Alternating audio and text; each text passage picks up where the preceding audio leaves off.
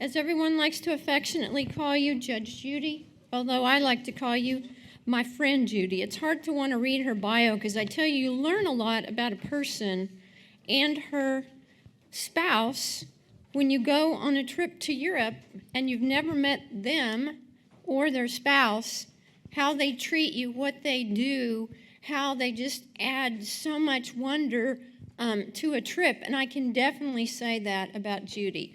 Joe was absolutely fabulous. If you go on a trip and you need tips from TripAdvisor, let me tell you, I would highly recommend Joe. He knew every place to go, and it was incredibly wonderful. I can't even begin to tell you, Judy, how much I enjoyed that trip, and it was made so much better because of you and Joe, and I wanted to tell you that just on a personal note. And what can I say that we don't already know about Judy Jagdmann, current president of NARUC? She's been in the Attorney General's office. She's been an administrative law judge. She's currently a commissioner. She's on so many groups and organizations, and I really know her as a problem solver who can bring people together, very solutions-oriented, a wonderful, fabulous person. She is so busy, but I can tell you, when she found out about my accident, texting me, checking in on me, always asking about my mother. It's one thing to know people professionally. It's another to know kind of who they are. So thank you for letting me get to experience who you are. It's just been one of my delights. And so I'll turn it over to you to put the nice, tidy bow on this great big package that we've discussed today. And I'm being a little bit facetious, but it's been a great panel, a great day, and I think this panel will give us a good wrap-up. So I'll turn it over to you, Judy. Thank you, Commissioner Murphy, and thank you to the University of Missouri for having this symposium and for inviting me to be a part of it. I very much appreciate it. And I'm very excited because I get to have a discussion with some very distinguished panelists. We have Kurt Adams, President and CEO of Summit Utilities, Jim Kerr, Executive Vice President and COO for the Southern Company. We have two Sheryls here with us today. We have Cheryl Norton, Executive Vice President and COO for American Water, and Cheryl Riggs, President and CEO of Utilities Technology Council. Andrew Bordine was supposed to be with us today, and we're so sorry he couldn't be with us. He's under the weather, but we understand he is on his way to making a speedy recovery. We certainly wish him the best. The designated heading of this panel was basically to comment on what we've heard this day.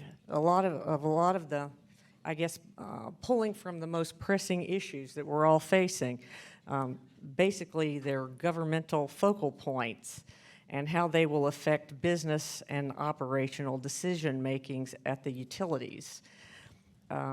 We've talked about, electrification,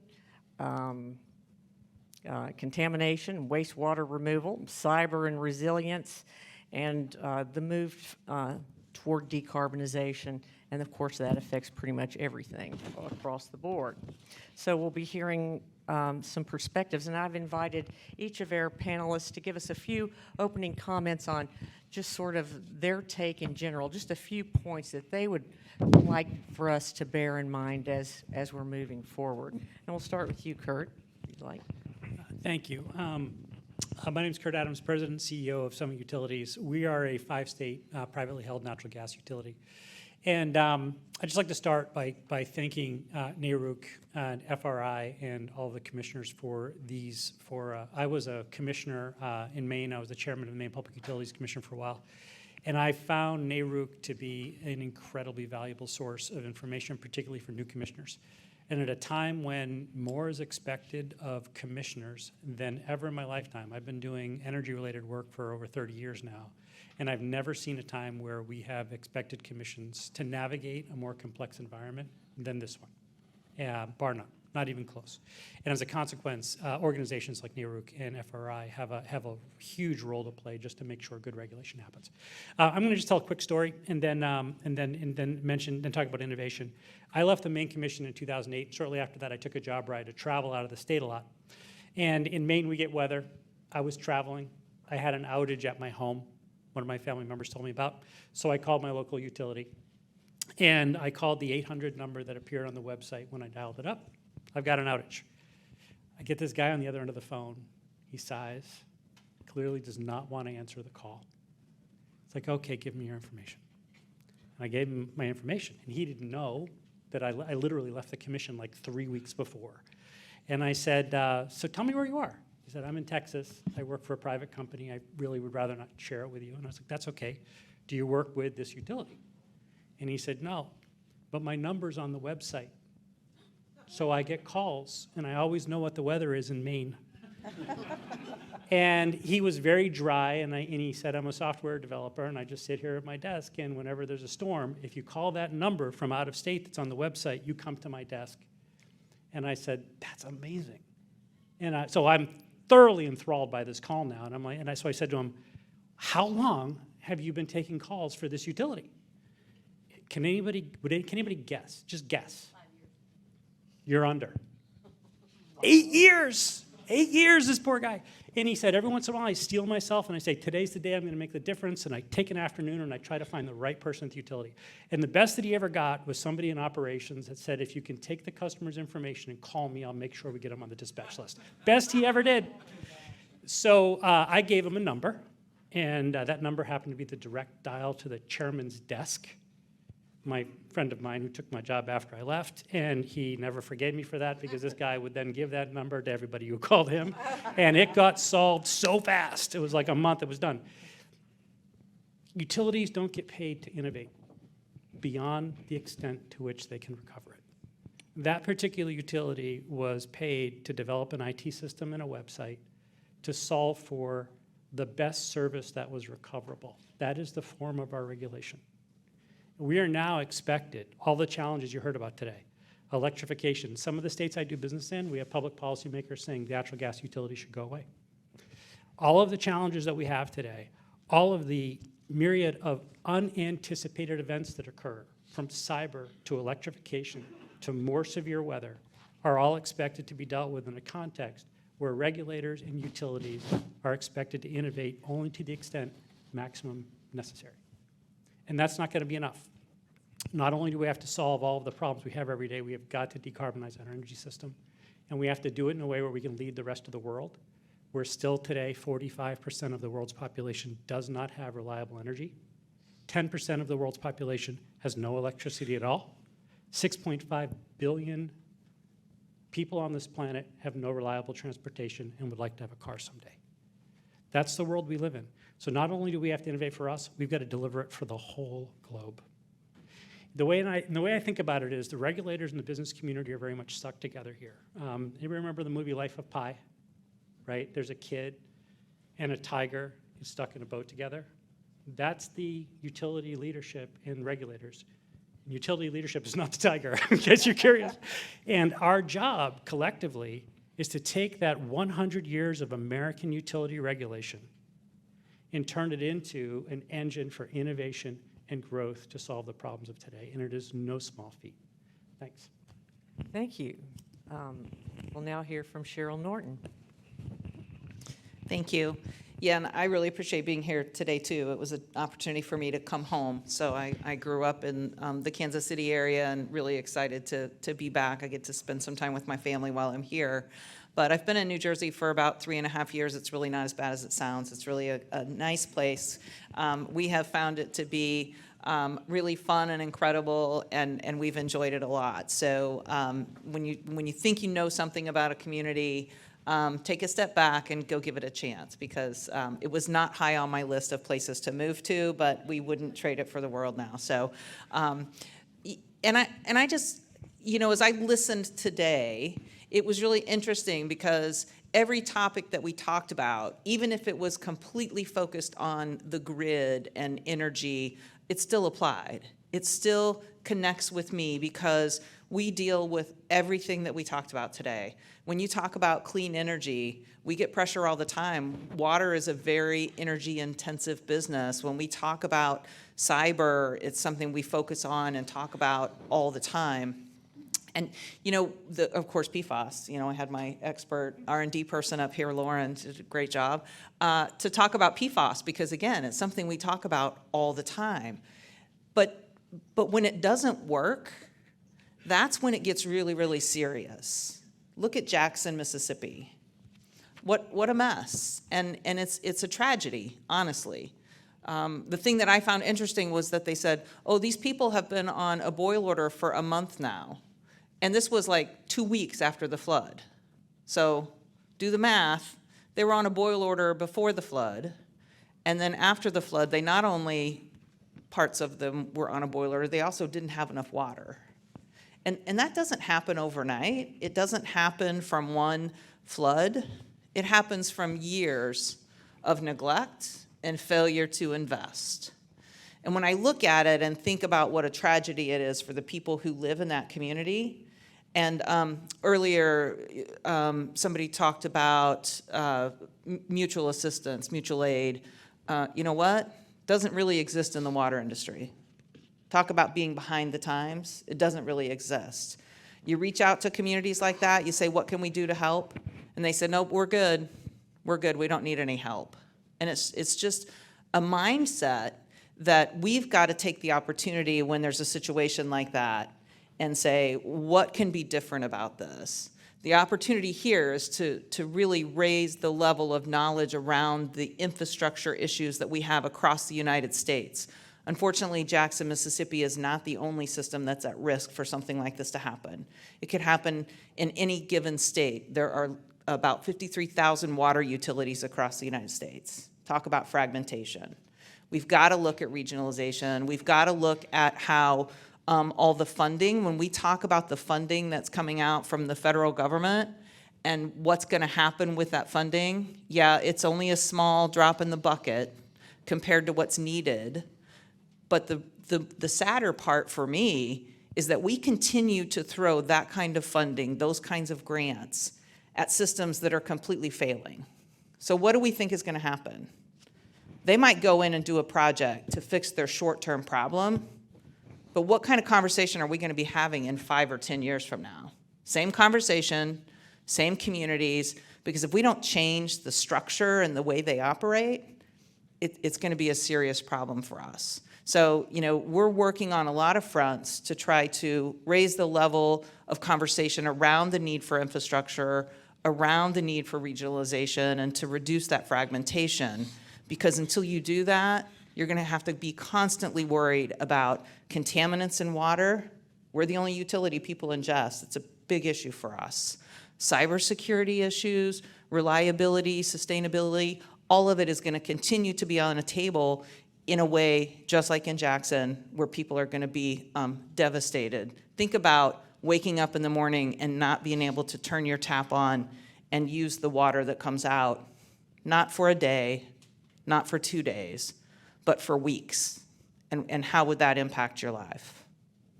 Thanks. Okay, thank you, Cheryl. Jim. Thanks, Judge. Good to be with you and with everybody else. I need to make one clarification in your introduction. I'm not the chief operating officer. Don't go sell the stock. I'm the chief legal officer. So I'm worried that if you read my bio, a liberal arts major and lawyer is the chief operating officer. It might cause problems. But it's great to be here. And frankly, I don't do nearly as much of this as I used to. I spent 8 years, like Kurt, as a state commissioner and was very involved in events like this and with NARUC and CRUC. And, you know, this panel is an industry perspective. And I think probably I've been with Southern Company for 8 years now. And certainly that experience informs my view of all of these issues. But really my experience as a public servant and as a regulator kind of formed my views of this. And we've talked a lot about a lot of details. And as I sit in the back of the room, you know, I think sometimes you can sort of miss the forest for the trees. And one of the things that drew me to this industry, to the regulated utility industry, it wasn't the sexiest career path for someone to undertake as a young lawyer years ago. But, you know, everything we've talked about and everything we do in this space is really ultimately defined, and the raft you mentioned, Kurt, is really defined by the scientific, the physical, engineering, chemistry, and economic facts. And you can wish them to be different, but they will always pencil out, right? The math will always end up. So that kind of defines the box we're in, to Steve's point. You know, you got to pay, you got to be an adult. You got to recognize. So we could wish things to be differently. Within that box or within that raft, we can take different approaches to how do we deal with that. We're regulated differently at both the sort of federal and wholesale market level, or at the local level, or at the state level. But the math of those facts will always sort of pencil out, and they're undeniable. And I think so we're making a lot of hard choices, but ultimately there are sort of laws of physics and economics that are inevitable. And so the question is, we all in this room come together and cooperate. And frankly, aware of all the challenges we've talked about before I got here this morning, and certainly spending this day makes you feel better about it, right? You've got talented people and people of goodwill and people that share we all sort of share the common goal and the common sort of shared collective interest. Southern Company, and just since we're here in the Midwest, I'll tell you what we do at Southern Company. We serve about 9 million customers. About half of those are electric customers. We operate vertically integrated electric utilities in Georgia, Alabama, Mississippi, and then we operate one of the largest gas LDC businesses, serve again about another 4.5 million customers, Illinois, Tennessee, Virginia, and Georgia. We are largely, that's about 90% of our business. We have a wholesale generation affiliate. We have a distributed energy infrastructure business. We have a big R&D and innovation platform as well. But really 90% of our business is really state-regulated, vertically integrated. And I think, there are different approaches, and certainly folks, there are pluses and minuses of all approaches. But I think one of the things that we're able to do, there's not a strategy at Southern Company that is different than what is best for our customers. The customers are focused at the center of everything we do. And we're regulated by people that share that interest. We sort of share different roles in service to a common community or set of customers. And I think one of the things that's allowed us to do, or does allow us to do, is to really understand that the value, we make, move, and sell electrons and molecules. And that's the simplest explanation of what we do. But there is an acknowledgement that there are other attributes of those molecules or electrons. They need to be affordable, they need to be reliable, they need to be resilient, they need to be safe, they need to be clean. And that doesn't lend itself to sort of pure concepts of economic efficiency. You'd never winterize your plant, as Texas found out, if all you care about is sort of the precise economic efficiency. To a large extent, we all are engaged in businesses that need to be sort of effectively inefficient, if you think about that. You've got to make investments beyond just the marginal or the incremental cost of the next sort of unit of sales. And so I do think that because of the alignment between the way that our business, most of our business, the overwhelming majority of our business is regulated, we are able to sort of value those other attributes. And we've spoken a lot about risk. Well, when I say clean, safe, affordable, reliable, I think clean, safe, affordable, reliable, resilient, those are really positive statements of risk. The absence of those elements are the risks that we've all been spending the day-to-day talking about. So, that's sort of, we put the customer at the center of everything we do. We're regulated in a manner that is largely local, state level, with alignment between sort of the political and community interest. And really, we're only as successful over the long term as the communities that we're privileged to serve, and that we're, in fact, we are a public service entity. We're not making widgets, we're not Google, we're not whomever. We hold a sacred public service obligation. And so for us and for our business, which is, we are at bottom, we attract and invest capital at scale in the service of these communities. And so the way we're regulated, I think, is sort of the ultimate risk mitigant on all of the issues that we've talked about today, and we can talk about that more. So glad to be here. Thank you, Jim. Cheryl Riggs. Well, thank you, Judge. It is wonderful to be here. It's absolutely a pleasure to be here with all of you grown young Sheldons. I am Cheryl Riggs, President and CEO of Utilities Technology Council. I've sat in that role for about 2 years, and I've been with UTC for about 5 years, previously running the financial and operations side of the house, and that includes some of everything from loading a dishwasher. But my background, I always joke and say I'm a numbers girl. and I have been true to my heart. But I also have a very strong background in human resources, which is operations. So everything I heard today was so exciting to hear because it's definitely an honor to serve in this industry. And Utilities Technology Council, which we changed our name, we used to be Utilities Telecom Council. And a lot of times when we talk about energy and utilities, we don't remember the importance of the telecommunications aspect and how they basically, those communications underpin all of the communication and the networks. So it's such a pleasure as I listened and I heard all of the issues that we deal with at Utilities Technology Council today, because we serve all types of utilities. That's what makes our association a little unique, in my opinion, is that we serve IOUs, municipalities, co-ops, water, gas. Several of our members are here. I'm sitting next to one of our members. Southern, Evergy, PSEG. Also, we have associate members. When I heard people talk about collaboration, that is definitely our key word. We foster collaboration. That's part of our mission. We foster collaboration, and one of the ways we start is by our membership with our core members, which are utilities all around the nation and some footprint throughout the world. And we also include our associate members because we know we can't do it without them. And we come together to discuss all of the issues, whether it's broadband, cybersecurity, spectrum, rural electrification. We're talking about it all, but it was so wonderful to hear. Like you said, I can't say anything that has not been said today, to be quite honest. You have touched upon all of it.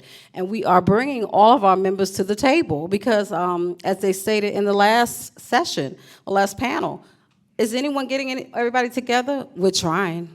We're trying to bring everybody to the table to come up with technology solutions. Because it is going to take a tremendous amount of collaboration, not just amongst the utilities, not just amongst the associate members, but the regulators, the commissioners. Everyone is involved.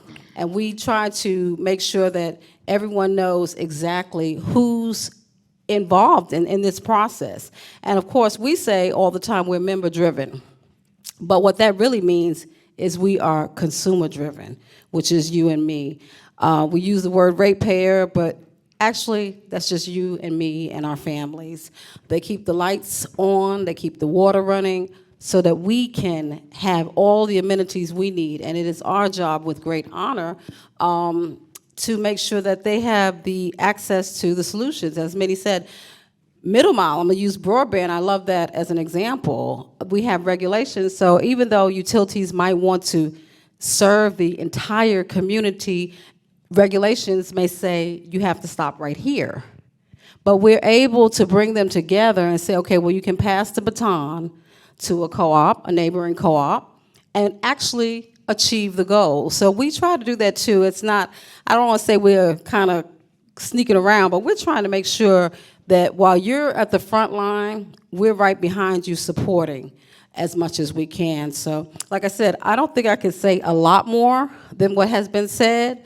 But I do know, I just wanted to reiterate about UTC and our brother-sister trade associations that we work closely with. We're working together. And I think it is important because for utilities to know about the work that associations are doing, because that is a place, a safe place, for everybody to come together and come up with technology solutions, whether we're talking about funding, whether that's RDOF, whether that's the Infrastructure Jobs Act. We're interpreting all of that so that you don't have to. And actually coming together with members or other utilities, not in a competitive way, but in a way that we can actually come up with viable solutions. We're trying to recognize and educate commissioners, sometimes they're new, trying to make sure they have the information that they need to make these great decisions that affect all of us. So we're in many places at many different times, but it's with great honor. So I'm happy to be here. I want to thank NARUC. I want to thank FRI for inviting me. This is my first time. I do have a suggestion for the, I guess what do you want to call it? The question, like the trivia question. How many Sheryls are there in this room today? But this is just an honor, and I just want to thank you so much for having me here. Well, thank you so very much for all the introductory comments. And we're going to shake it up just a little bit. You know, I really appreciate the fight song and the tiger to wake everybody up. It's been a great day, but we've been sitting for a while. So I'm going to ask a question, come up and direct it to one of the panelists, and then anyone else on the panel can give their 2 cents on it, and then I'll look out and see if there's a follow-up from anybody in the audience. So we're just going to try to make it a little bit lively and not hold all the audience participation till the end. Sheryl, you were talking about getting broadband, where one of the things you mentioned was the deployment of broadband, and certainly the pandemic brought to our attention. We already knew it was an issue, that there were underserved areas, but when you're trying to homeschool and you have people that don't have internet and they're driving to the local McDonald's to try to get some internet. So I know many states are working with solutions. I know we have some legislation in Virginia that allows utilities to do the middle mile. They have to partner with somebody. So we're looking with interest to see hopefully we can make some great advancement in that area. But the last panel, we'll just kind of go backward. Our cyber panel, I was sitting back there listening, and boy, that was a great panel, wasn't it? And the whole time I got this knot in my stomach just gets tighter and tighter and tighter. So Sheryl, one of the questions I wanted to ask you, how are you working with your members? You've got a diverse membership. And of varying means. How are you working with your membership to address cybersecurity regulation and needs at the state and federal levels, and how can the commissions assist you? That's a very good question, and I hope I can address it, because we're working in many ways. One of the ways we work in general with all our members on all issues is through our committees. We have an advocacy team. We try to participate and partner with other brother-sister trade associations to do some of those exercises and tabletop exercises that are talked about, and sharing that information with our members. Our security briefings that we get, we make sure we try to share this information with our members. That is the member benefit, and getting them together in the committees to talk about it. And we have specific committees that focus on cybersecurity. As a matter of fact, we're very fortunate because as we talk about workforce development, cybersecurity professionals are few and far between, but we have been fortunate. We are hiring a cybersecurity professional from NARUC. We try to keep our members aware of NARUC SIP standards and what's going on, because as was already mentioned, it's evolving constantly. That's the thing that I think keeps all of us up at night, is we think we've moved a step ahead, and then we realize, oh my gosh, we're still behind.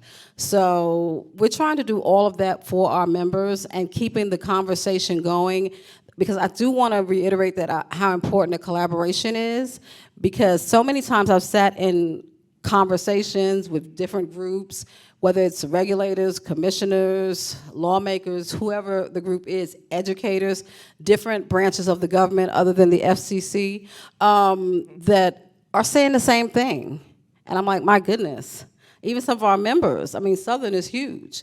And some of our members don't know the great work that they're doing, maybe even in the workforce development or cybersecurity. But UTC, what we try to do is make sure that our members are aware of what's going on around them, outside, and try to be proactive, whether that's through content, our meetings, our webinars, our in-person meetings, our regional meetings, our national meetings. We try to do it everywhere and meet them where they are and follow up to make sure that they are getting this information back to beyond just the people that attended the meetings.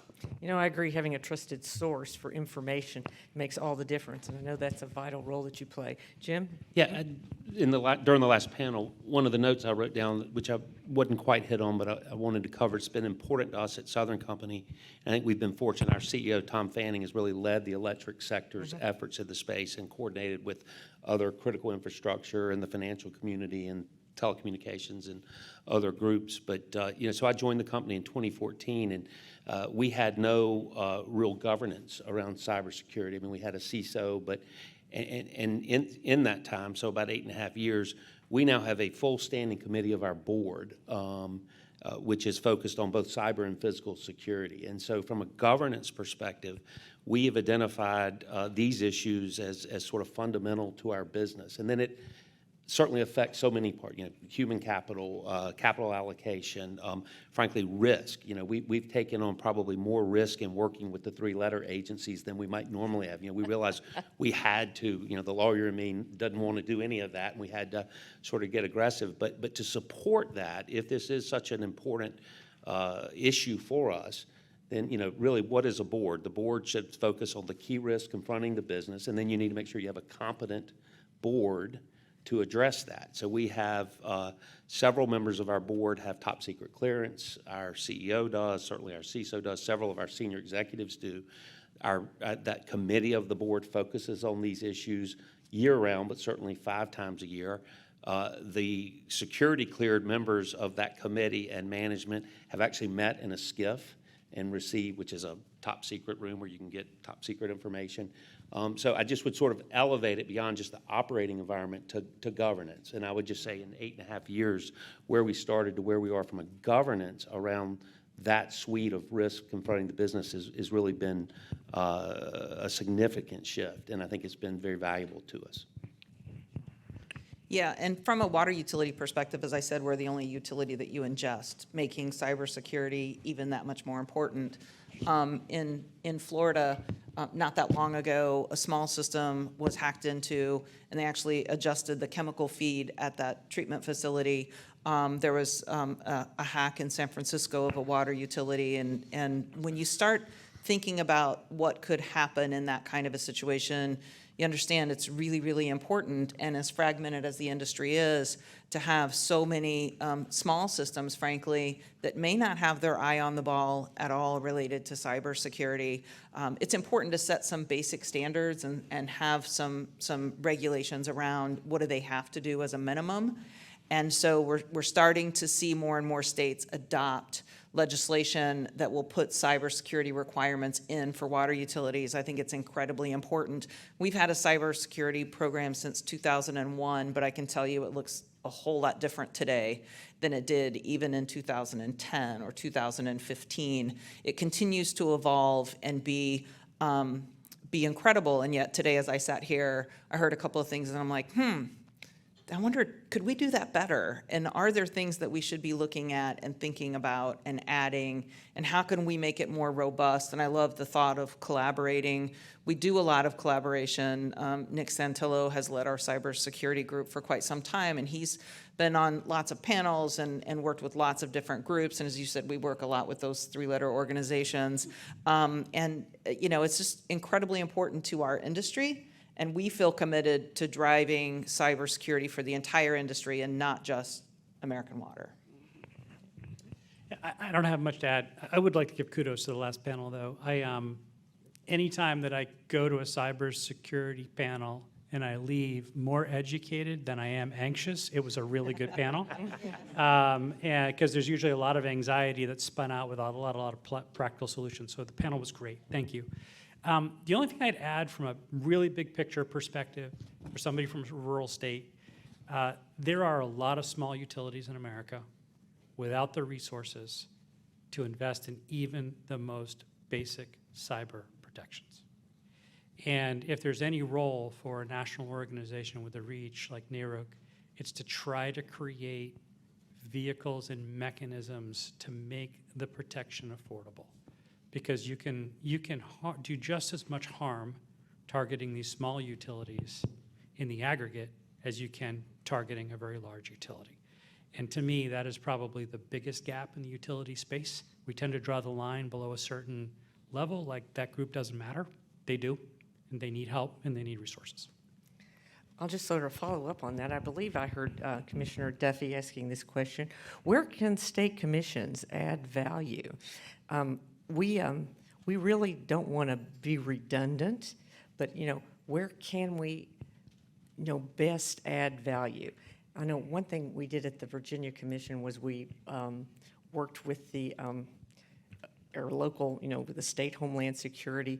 We had one day, it was virtual, but a symposium with a lot of the municipal systems, with, the water, and had presentations from the, investor-owned utilities and the National Guard, and just, alerted some people were not aware of the resources that are available to them. For example, if you're a municipal system, the National Guard will come and help you if you have a cyber attack, and just raise some of those issues. But I'd be interested if you have any suggestions for us as state commissions, because we're all working to address this, and I said we want to add value and not sort of reinvent the wheel, or do what others are doing again. Yeah, I mean, I would say that's a really good start, but educating yourselves on what does it mean and what are the real risks, what are some of the things that, utilities should be doing. But I think you can also help drive some of that coordination by calling people in together. It's weird because, sometimes we say, well, we don't want to talk about everything that we do because we don't want to lay it all on the table. So we want to be careful in the confidentiality about what we do in our systems. But I think as a utility group, and you're that point, you're the point where we all have to come together. And so educating yourself and your staff and asking questions of the utilities about what they're doing and how do they know it's effective, who are they working with, but then also encouraging them to work together, I think could be really helpful. Yeah, and I would just add the consumer advocates, thinking about David's role on that panel earlier. I mean, and I would just always encourage regulators and consumer advocates to, as we said at the outset, all right, this is a political good, right? The only thing more expensive than all of our product is the absence of our product. And so I think understanding that, you don't want to be penny wise and pound foolish. They need to be reasonable investments. They need to be prudent. They need to be used and useful. But these things are investments that need to be made for the sort of the greater good of the community. So shared expertise, you think about one of the great benefits of NARUC and NASUCA is not all commissions are staffed the same, right? And so there is this sort of collective approach to building knowledge and expertise, and then maybe sort of working on how do you communicate around things that are largely secret. Do you really want to know everything? Do you need to know everything? Or there's some ways you can sort of screen these investments to say, okay, we're comfortable enough. At the end of the day, these investments aren't going to be big enough to make or break, certainly for large companies anyway. But I think you need some reasonable assurance, and that's going to require expertise and communication. But you got to bring the consumer advocates along. I mean, I really do think that's important. Second, Cheryl, I see your. Yeah, I just wanted to amplify, use us, the associations. I've learned that in just a short time sitting in this role, talking with commissioners. They're like, hey, can you give us a roadmap? Can you put us in touch? Can you help us with this issue? Yeah, use the associations. We're here together for the common good. So I'm not sure if everybody knows that, because I know I didn't know that. I had to learn that yes, we need to be a resource to the commissioners, and it works both ways. So I just wanted to amplify or add that. Any questions? Okay. I have a question for the utility folks. Given that we have similar issues, although we have our, different disciplines of what we're providing, is there an opportunity that the companies, actually, leadership in the companies get together and, have a talk about the similar issues that they're having without like disclosing, confidential information, but, on a cyber issue, oh yeah, okay, here's how we're doing it. Is there amongst the utilities in the different lanes of service that you provide, do the leadership ever get together? Because that might be an opportunity to, understand something different that maybe your company's not doing and another company is, and how do we benefit from that? Yeah, there is a cross-industry coordination. So there's the electric sector coordinating committee that our CEO chairs. I'm sure there's similar. He works with the head of water, telecommunications, and others. They work with all of the federal agencies as well. So I do think that that's happening. And If I could just add. oh, sorry, go ahead, Kerr. No, please. I was just going to say, and the associations also sit on that as well and get involved with the briefings that we share with our members. I would just say, apart from providing the platform as a CEO, I'm particularly useless in that conversation, right? You can present the platform. What you really need to do is get your CIOs together. And there is a ton of cross-industry CIO pollination, like a ton. They're really, really good at it.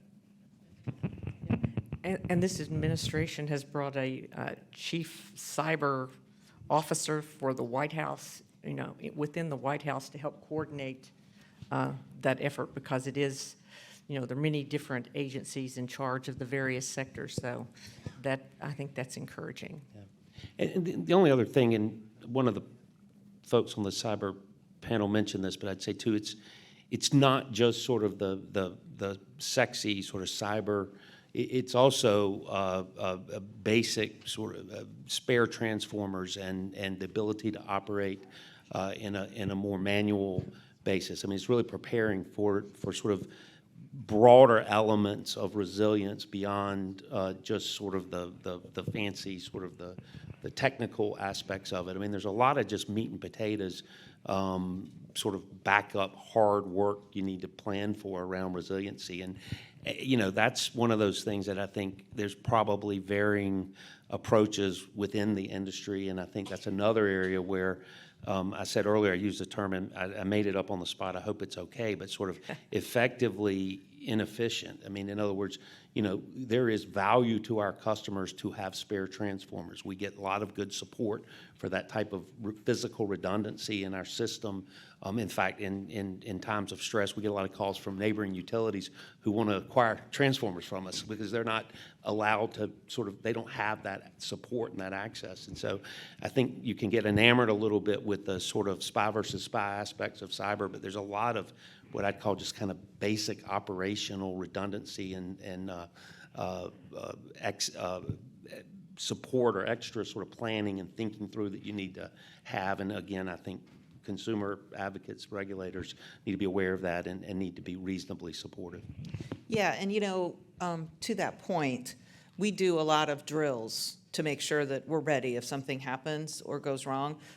One thing that we found out not that long ago was that in some of our new treatment facilities, if we were to have to go fully manual, we had valves that were 18 feet in the air.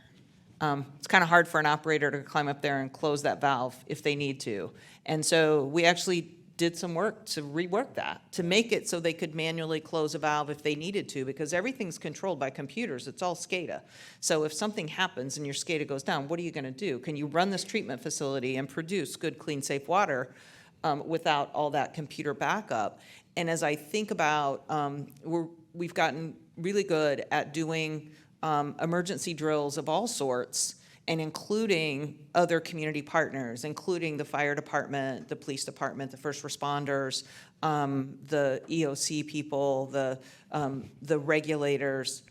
But in my head, I'm thinking, have we ever included the consumer advocate? Have we ever invited somebody from the commission staff to participate in one of those drills? Again, I think it could be, or have we ever invited our local electric or gas utility? I think the answer to that is yes, but not on the consumer advocate or the staff. And I think those are things that we could do to help your teams understand more about what are the risks and where are we at. Well, we're going to switch over to the first panel. There was a lot of discussion about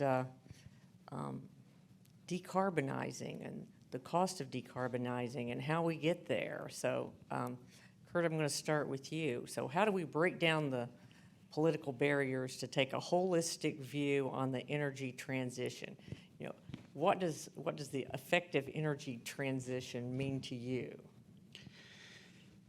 So I'll just answer it in the negative first. Let me talk about what we need to stop doing. We need to stop mistaking tactics for outcomes. And this is part of my concern with the electrification conversation. Electrification as a goal clouds the view that the enemy is actually emissions. There are certain, actually big parts of the country that when you electrify them, you actually make the emissions picture worse, particularly in the near and medium term, because what comes across the natural gas system today is cleaner than what comes across almost every other electrical system in the United States. So the electrification tactic has a really important role to play, and I'm pro-electrification, but it often gets confused with the outcomes. We've got to be focused on outcomes. So to me, the dialogue needs to be shifted on the public policy debate, and we need to focus like a laser beam on the outcome, which is to reduce CO2 emissions from every single energy sector.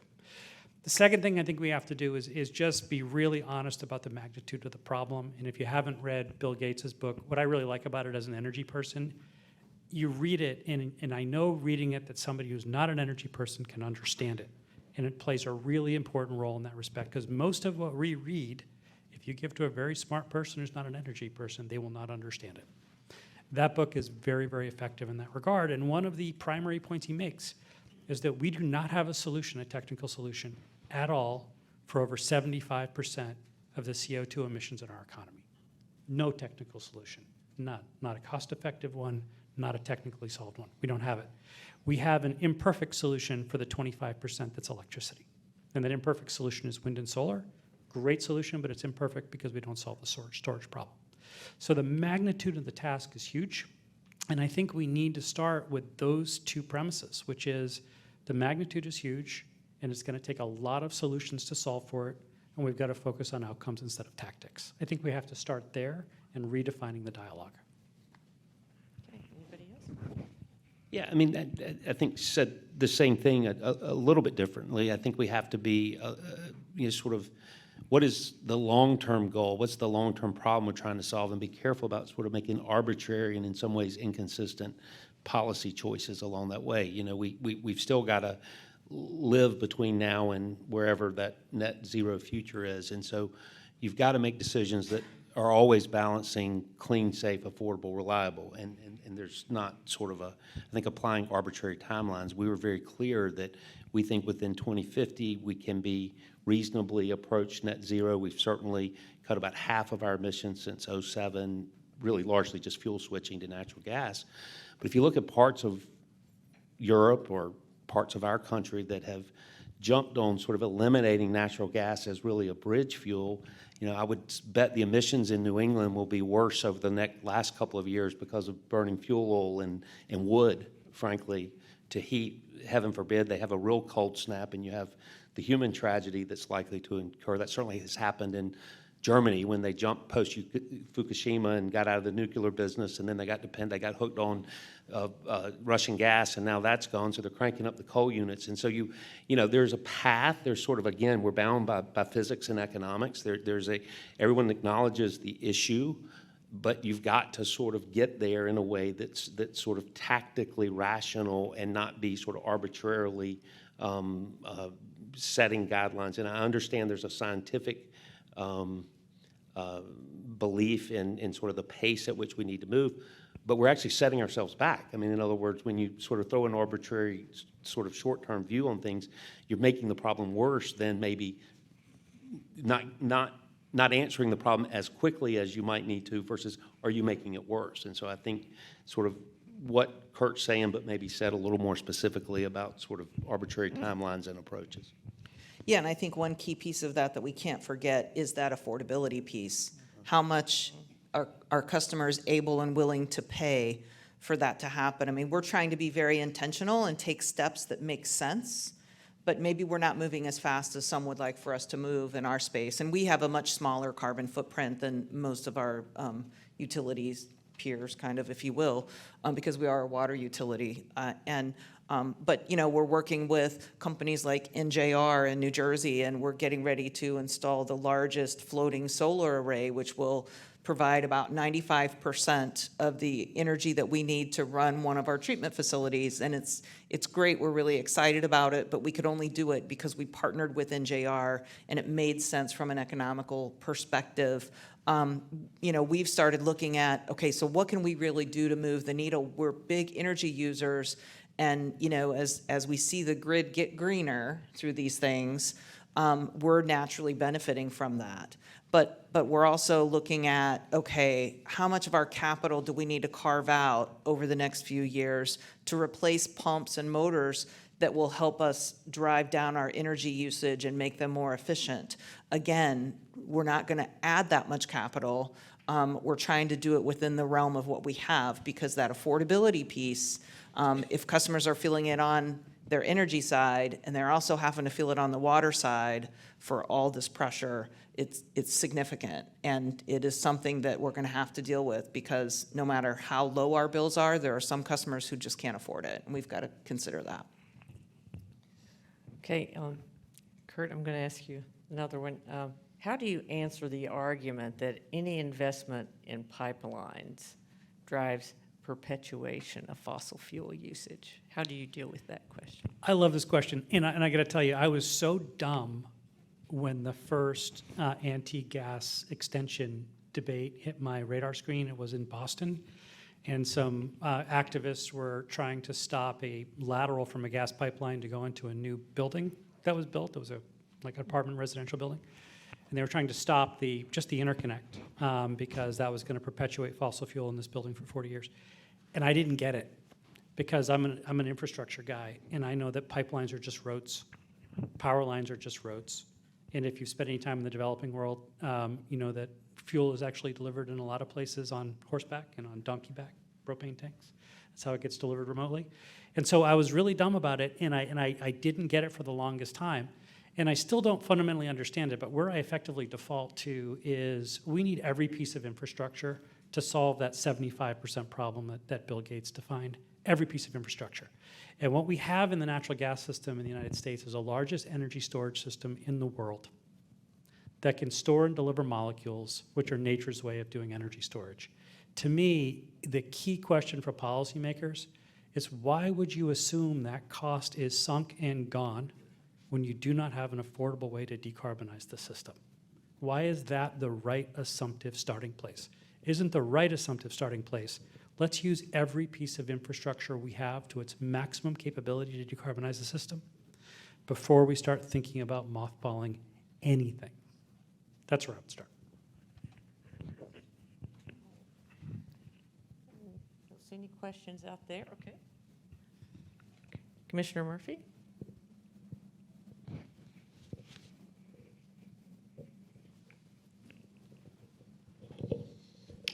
Thank you. I think it's always tough to wrap up at the end, but I wanted to ask about workforce, not just the workforce development, but we talked about young folks, but I'm interested from the utilities perspective. What do you do with the brain drain, so to speak, the experienced people that are leaving? We can't just talk about the front side of what's coming in without the back end of what's going out. And how are you dealing with the remote component, and how does that tie into things? So we've had our own struggles at the commission with the remote work environment and bringing people back, and so many different changes now. So it seems to me with all these issues, having an adaptable, resilient, reliant workforce ties into all of that. And I'd really be interested to know, how is that part of your planning, through strategic planning, succession planning? And I keep this in mind because we've recently just had 4 people of our own commission leave to go to work to a utility. So it's happening to the regulatory side. So I think we're going to have to be relying a little bit more sometimes on the utilities themselves. So from the utilities perspective, and then also from Cheryl's perspective, be interested in hearing some more of your thoughts and helping us understand on the workforce component. Thank you. Thank you, Commissioner. I want to start, if it's okay with everyone. A workforce has become one of the it's part of our strategic plan now, whereas it was not part of our strategic plan 3 years ago. And one of the things, there's several things wrapped up in there. Yeah, where do we get the future workforce? But how do we get the knowledge exchange from the existing workforce and make a happy marriage there? And it's a lot of things. It's with education, collaboration. You know, we heard high school, but we partner with a group called CEWD, Center for Energy Workforce Development, and their statistics are showing we should have started just to meet the demands for today with elementary school.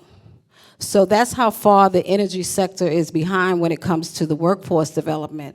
Every sector has a workforce shortage right now in the United States. Baby boomers are retiring. We knew this 20 years ago, 30 years ago. But we're losing valuable human resources in the energy sector with this knowledge, and we're not regaining it, or even providing a roadmap to train the upcoming future workforce. So what we're trying to do at UTC, because everybody's kind of scrambling, I can't put it in a nice way, in my opinion, we're scrambling, because this is critical. We have to have it. So we try to get everybody together, all of our members. What are you doing?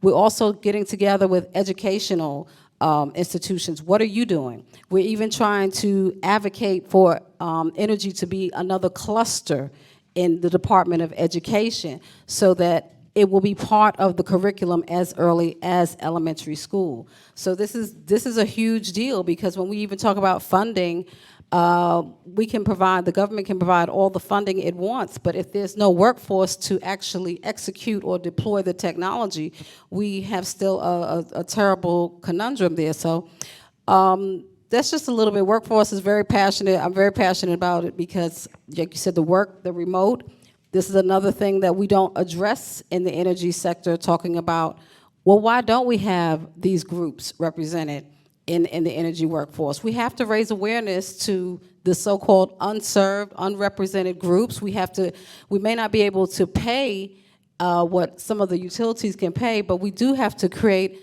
and remind everybody, this is a public service. You're serving your community. There's no price for that. There's fulfillment there. We just have to present different ways and tell the narrative different about this wonderful career path forward, but we do have to start as early as possible, and I do think it's going to take everyone, not just a select group or a few people. Like, I can mentor 2 or 3 people, but I tell people the schools can reach hundreds, thousands. So it's just a thought as far as the energy and workforce, and not just development. You talk about DEI, they're all connected. And we have to start learning more, just like cybersecurity, broadband. We have to learn more what we don't know. We don't even know how to train the future workforce, because what we need today may not be what we need, the skill set, what we need tomorrow. So there's a lot of unanswered questions. Yeah, a couple of things real quick that you hit. One, with respect to this transition of the fleet, one first principle certainly for us is to understand that as we transition from facilities that we relied on in the past, we've got to be very sensitive to the potential negative impacts on the workforce at those facilities and the communities and tax base and the sort of economic impact on the communities. And so I think long before the concept of just transition became kind of trendy, I think that's always the approach that we had taken, which was to work with folks that wanted to continue to work with the company beyond the closure facility, find places for them, support them in transitioning to other opportunities. And so there is that side of the transition, work with communities around replacement of tax base and those sorts of things. So I think we've got to be sensitive to that, and I do think we've always been able to do that, and think that that's important. New workforce, partnerships. I mean, Cheryl hit it, but I would add, we've got believe it or not, for a company called Southern Company, which is generally not known as the most union-friendly part of the country. We really have a strong partnership with labor. And so if you look at, we're building Vogel's Unit 3 and 4 outside Augusta, the only 2 new nuclear units in the country. Really, the role of our partnerships with all of the craft, we wouldn't have been able to do it without that. And often we've needed more workers of various craft types, and being able to sort of partner with those folks locally and in the union halls and create training programs. And we've got roughly 8,000 to 9,000 people working there every day at peak. And then in just basic lineman sort of type work, partnering, not just with the unions, but with the military and vocational community colleges across the system. And so there's a lot of partnership opportunity to create, get the workforce or obtain the workforce that you need. You mentioned remote working, Commissioner, and I think it's a great question. At one point I want to make, and I think it's important for all of us, is, about half of our workforce never went home. In fact, they showed up every day, and if you think about the gas business, they were crawling in and out of people's homes when they had to. And so one of the things we're trying to be real sensitive to is that we don't create two classes of workers within the company. We're about 30,000 employees, give or take, and about half never went home, and they never had the sort of flexibility and the gift of flexibility that more of the sort of office workers have. And so we're trying to maintain a lot of sensitivity with that half of the workforce, while also understanding that something has changed in the office workforce. And, you know, I think we're, at Southern Company, I would confess, I don't think we're any better than any other company, and that we just don't know where this is going. And anybody that tells you they know where they're going is wrong. And so just discount what they tell you. What we're trying to do is watch culture, you know, certainly watch productivity, and are we getting the tasks done? And I think we've proven, you know, when everyone went remote, we all understood we could run this economy remotely, for a while. And what I worry, and this is more my personal, you know, maybe grumpy old man sort of view, I worry that we're not going to train folks as well, right? The experiential aspect that we've all gone through in our careers, where you were just in the room and saw someone do it, and then you saw it often enough and you understood when it was your turn how to do it. So worry about that, and worry about culture, and really worry about strategy. You know, I'm pretty certain you can play checkers remotely. I'm not so sure how good you're going to be at chess if you're not bumping into people in the elevator, you're not jumping into an office, or you're not sitting around in unstructured time. And I'm just, as good as Zoom and Teams and all that are, I'm not sure you do very good strategy work and think around corners and think longer term. You know, again, grumpy old man maybe, but I think that's a couple of cups of coffee and a wandering decision, or, you know, you've got to throw bad ideas out and shoot them down and maybe stumble on the best of the bad options. And so we don't have a solution. We're probably surprised by the reluctance of folks to want to come back into a regular work week. I would say that certainly, you know, if you think about most of our operations, our employees, the two centers would be sort of Atlanta and Birmingham. I think certainly bigger city, worse traffic, we're certainly seeing a lot more resistance. I mean, let's be honest, people have gotten 2 hours of their day back, so 10 hours a week of their life back, not commuting from, you know, suburban Atlanta into downtown. Birmingham seems to be, you know, it's a smaller community, and people do seem to be willing to come in a little bit more, but to be determined what our ultimate solution is on the remote workforce.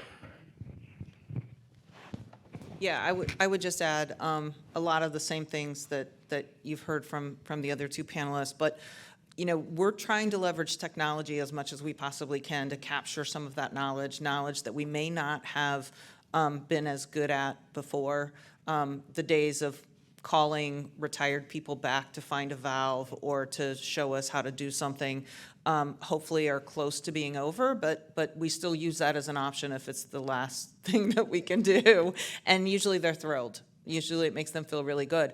But that technology piece drives a challenge that I hadn't really thought about until just this week. I was talking to one of our union employees, and he said, yeah, you know, I don't know if you know this, but I'm not a crew leader or foreman anymore, because he said, you know, I just couldn't handle all the computer stuff that was required of that position at this point.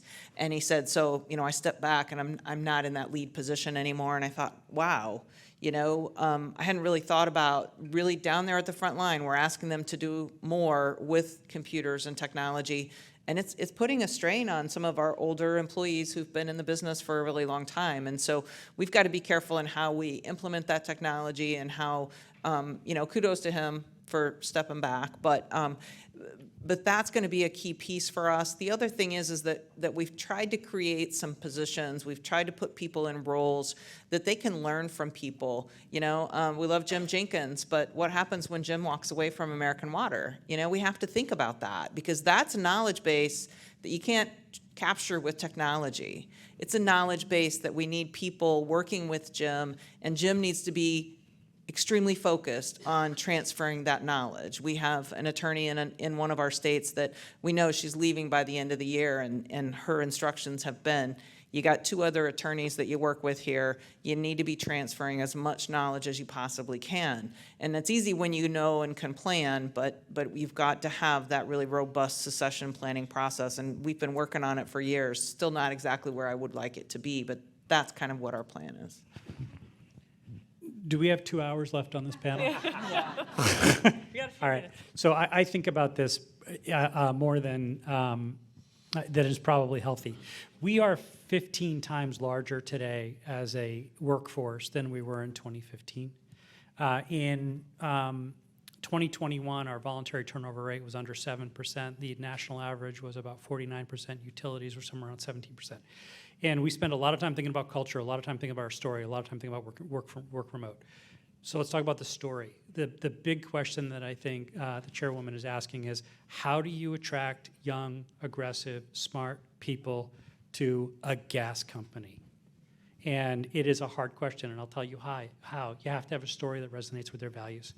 And the story that resonates with the values for us, we have a hydrogen business, we have an RNG business, we have a landfill gas business, and we are committed to public safety and committed to public service like it's a messianic vision. And when you talk to young people today and you're trying to recruit them into this industry, which I do a lot, that's what they want to hear. They want to hear that what they do matters more than anything else. The second thing we do is it's like eyes wide open. I am a grumpy old dude. I really like sitting down and torturing a young person through a document. I'm a lawyer. I was raised that way. There's nothing like making a young associate cry to make me feel good. But the reality is that is not what the market's seeking anymore. We went 100% remote work, and we actually figured out a way to provide more remote work benefits to our field employees, which was huge for them. And we went 100%, and the business still runs. We're more productive than we've ever been. We've got lower turnover, and people are recruiting other people to come to work for our business because it's a good place to work. What I have to do, though, is I have to get out of my comfort zone, and I've got to go meet with my employees where they are. So tonight, I'm having dinner in St. Louis with 2 employees that are remote. I have never met them. They've been with us for under a year, and I'm going to sit down and have dinner with them and talk about them. What we have to do as leaders is we have to accommodate the new economy. We have to accommodate the new workers in the economy, and it's got to be on us. I got to tell you, I don't like it. I really miss beating up associates, but that's not the world we live in today anymore, unfortunately. Well, speaking for the Virginia Commission, we're having incredible turnover, like most state commissions. We've been hearing it was going to happen for years and years, and I think, 08 happened, and people took a hit to their 401ks, and they decided to hang on for a few years. And then, once COVID happened, they really have started to go. Yeah, and a couple of times I've put the burden on commissioners and consumer advocates to be supportive of the companies. I would say to the industry people, we need to be supportive of the institutions of the consumer advocates and the commissions, whether you're fee-funded or appropriated. I think we all have important roles to play in public policy in our states. I mean, it's part of our job is to be involved. We are public entities. But I think the support for quality staffing and processes and technology and expertise, these aren't necessarily adversarial proceedings, but there's an important role for the commissions to play in the staffs and the consumer advocates. And you're always better with a quality partner to work with, and you'll get better results, often quicker results, the better the commission is staffed, equipped to work with you. And so we have an obligation, I think, to not view the commissions or the consumer advocates as adversaries, but rather as partners in this sort of shared obligation to our communities. And that includes using our political influence to support the commissions however they're funded, whatever your challenges are. I frankly think we ought to try to encourage as folks transition in their career. We've actually had a few people in North Carolina joined the public staff that had been with some of the water companies. They were great regulatory lawyers. We sort of, people had some career left in them, and they went to the staff, and I know there are often rules of conflicts and things. We ought to be able to work around that. I mean, there is a lot of institutional experience that could be deployed to the commissions, to the consumer advocates, and we ought to try to help with those solutions. Yeah, I appreciate that. But Dana, one of the things that we found that's been helpful, we have enlarged our HR department, and we've use some, professional, basically headhunters for certain positions as well. And our head of HR said we can no longer post and pray. So everywhere I go, I'm supposed to be, and I'm glad to do it. The Virginia Commission is a great place to work, and we've got several openings. I think everybody ought to go look at our website. We'd love to have you. As Jim just said, it might be time for a career change for you. Richmond's a lovely place. Please come and join me. We got a lot going on. I've had 5 different jobs. It was the best job I've ever had or ever will have. So that's my pitch. But we're seeing some success with that, and and we're also taking a look at our job descriptions because you tend to just roll out that same job description. Well, maybe you don't need somebody with so many years of experience. I mean, engineering is engineering and accounting is accounting, but you've got a lot of great analysts, and we find that, what we're really looking for are smart, curious, mission-driven people. And so that's what we're, take a look, and is your screening knocking out a lot of really talented, smart people, because you've got buzzwords in there that are just knocking them out. So anyway, I'll stop with that. I see Dana's up, and we're all somewhat professional talkers. We could go on forever. So. Thank you so much for answering that question. I thought it was great. The last thing I'd throw in is I had told Sheryl that I went to the American Airlines big refurbishing place in Oklahoma, and that company made a concerted effort to survey all the employees, and is specifically targeting some of the employees that were about to retire to see if they could extend, put some ergonomics, do some things that would cause those that might want to retire to work part-time, extend their time a little more. So I think you have to think about the back end a little bit more too. But I think that's a big issue, and I really appreciate all your responses on that. So great job on a great panel, and thank you all for putting the bow, so to speak, on the package. Let's give a good hand to them.